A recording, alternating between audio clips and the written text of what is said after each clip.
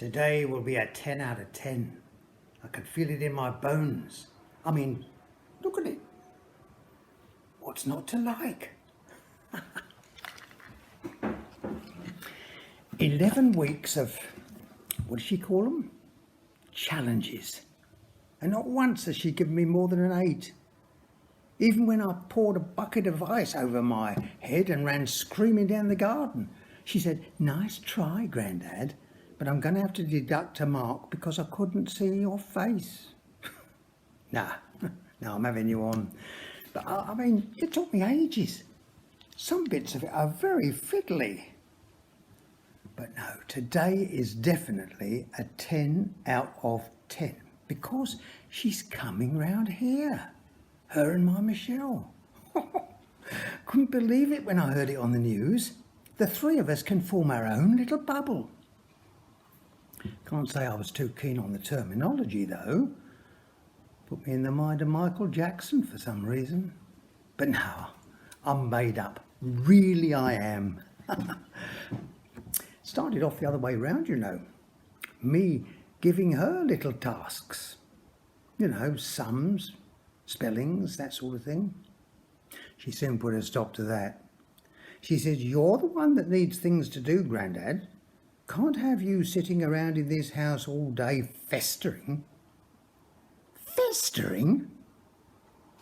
Well, I could have been annoyed, but actually I was quite impressed. 8 years old and knowing the word festering? Well, she probably gets that from one of her science books. She's always doing these funny little experiments, you know, like ants in a jar, watching fruit go grey and mouldy, that sort of thing. Yesterday, she held up a shoebox full of scabby plasters, held it right up to the camera so I could see it in all its gory detail. All I can say is I was glad I didn't have smell-o-vision. Thought I was in for a 9 last week. She got me making this blue slime stuff. Oh, terrible mess on the carpet. But it was perfect. Sort of thing you see in a toy shop.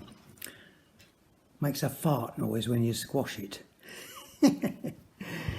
But she said she was taking off a mark because I was 3 minutes late. I said, "Your Auntie Sophie rang, and you know she's got the poorly toe." "You could have rung her back," she said, all stony-faced. 3 o'clock is 3 o'clock. "Is it all gone black and blue?" I said. "I'll get her to send you a photo if you like." "Oh," she said, "that would be nice.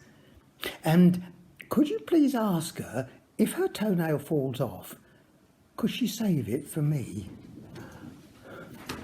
"Of course, Megan," I said, thinking I was back in her good books. No such luck. I ended up doing 10 laps round my living room, singing The Wheels on the Bus. Had her in stitches, I did. Gosh, she's a giggler, you know, just like her mum. Once they start, they just can't stop.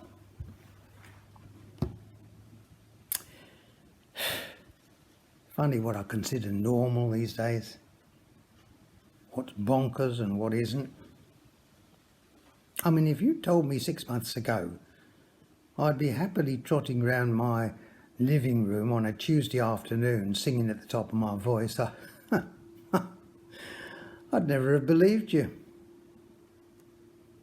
But the longer I do these little challenges of hers, well, I'm starting to think that it's the bonkers stuff that keeps me sane. And who cares if she gives me another 8? Seeing her and her mum on my own doorstep, being able to hug them both and all 3 of us going inside, well, that eclipses everything.